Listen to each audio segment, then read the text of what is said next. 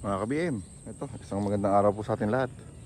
Pagkatapos po ng bagyong Karina, pinuntahan natin yung ating halamanan. At sa tulong po ng panalangin, ayan, maganda pa rin po yung talbos. At sana magdire-diretso, magtuloy-tuloy.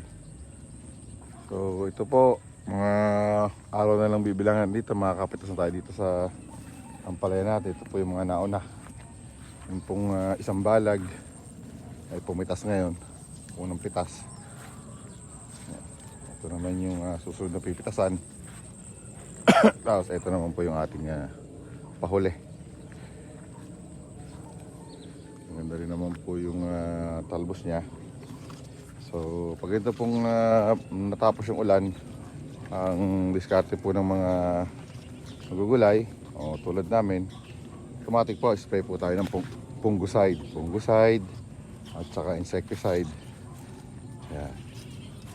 And then papalipas lang po tayo ng isang araw, kakargahan na rin natin ito ng pataba po ulit, para po nang sa gayon yung lupa hindi na masyadong basa, ma-absorb na niya yung pataba.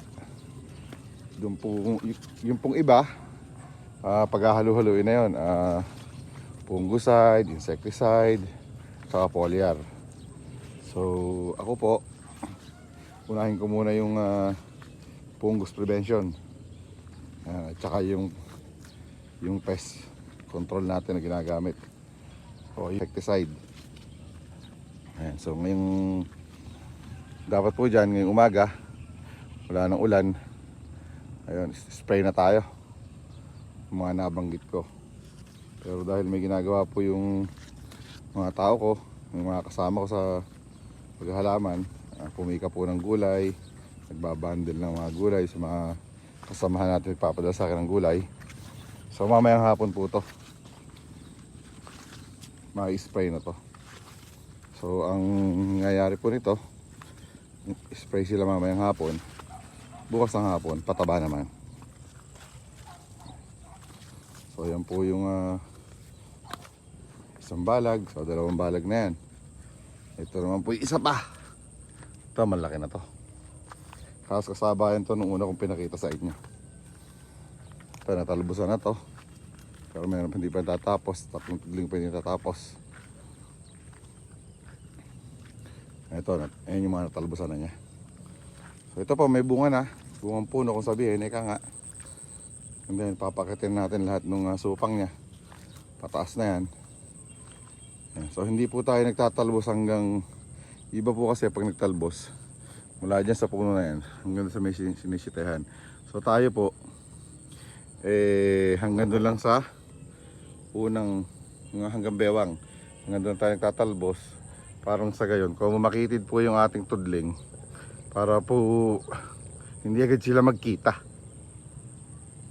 Sabi magkita yung magsalubong na yung usbong, kumbaga hindi na po maaarawan, papangit na rin yung bunga. Kahit mga pang-anim na pitas lang yan, papangit na yung bunga, parang matanda na, maputi na. So ganun po yung piniprevent ko, kasi maliit lang po yung aking tudling. Sorry. So kaya po hanggang doon tayo sa gitna na nalbos. Ayan. Pag pumaluwang yan, kung itong tudling na to, nasa gitna na to, hindi ko tinamnan, po pwede yan hanggang doon tayo manalbos sa may dulo na yun. Parang sa gayon, magkita sila yung tudling na yun sa taas. Matagal, malawak yung pagkikitaan nila, kumbaga. Ito po, maobliga tayo na hanggang doon lang, para yung dawag nung talbos niya ay dumawag na dyan sa hinintuan na yan. Dadawag na dyan, mamumunga na yan. And then pag dito sa gitna magkikita sila, medyo marami-rami na rin pitas. So yun po yung diskarte ko. Ewan ko lang po yung sa iba kung paano diskarte nila, kasi may nakikita po talaga ako, kahit na hindi grafted, talagang tinatalbosan hanggang taas na yan. So ako po, hanggang dun lang sa gitnang letting na yun. Ayan. Pagkatapos po nyan,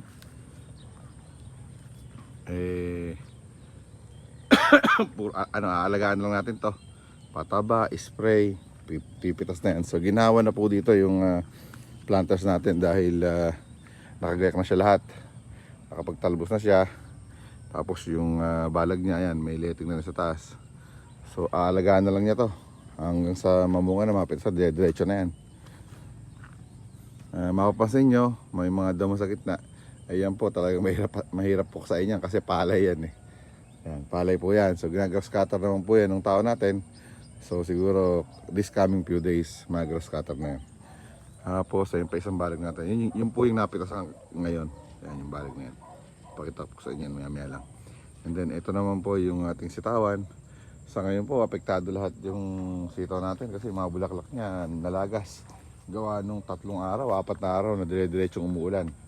Pero after that, pagkaloob po ng Panginoon Diyos na umaraw ngayong araw na to, sigurado po yan, mamumuti na naman sa bulaklak yan. Yung magsasabay-sabay na po yung pangalawang ratsyado ng bunga niya mula dyan sa baba hanggang sa taas, magsasabay na po yan. So yan po yung sitaw. Ang makapansin nyo lang po, pagka ganito nag-uulan, yung mga ampalaya, pangkaraniwan na po yan. Medyo maninilaw po yung dahon niya sa baba. Wag lang, kailangan po natin i-prevent yan na wag umakyat. Pungus po yan. So kaya kung kanina, nung nagsimula ako mag-video, sabi ko sa inyo, magpapa-spray ako ng fungicide. Pag po nagpataba yan, kasama ko na rin pong ipadidilig yung fungicide. Ayan. So hopefully magpataba sila mamaya. Mape-prevent na rin natin yan. Tapos yung mga naninilaw na yan, sasabihin natin sa planters natin, tanggalin yan, guguntingin pa pagtsatsagaan po, tanggalin yung mga naninilaw sa baba na yan. Ito maganda to, medyo konti lang pa yun. Ito po yung napitasan na, yung ngayon pumitas. Yan. Tanggal na rin po yung sidings niya. Sa taas na lang. May bunga na po yan. 1 more week, madilim na to. Magkikita na po yung usbong niya sa gitna.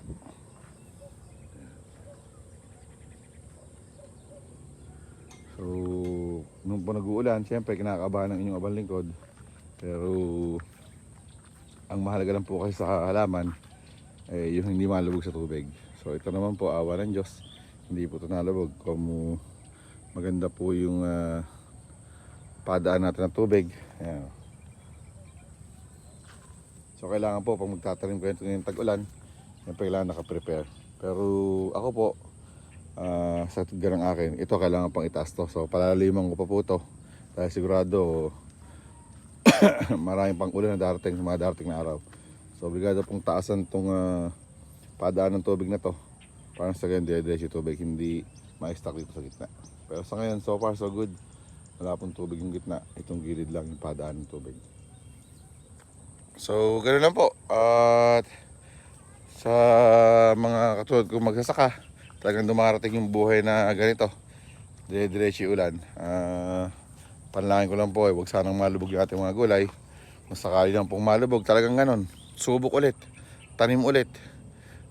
Sabi nga po ng karamihan nga, sa isang boksingero sigurado tamaan ka man, siguro tatama ka rin. So ganun po talaga, dumarating yung mga trahedyang ganito.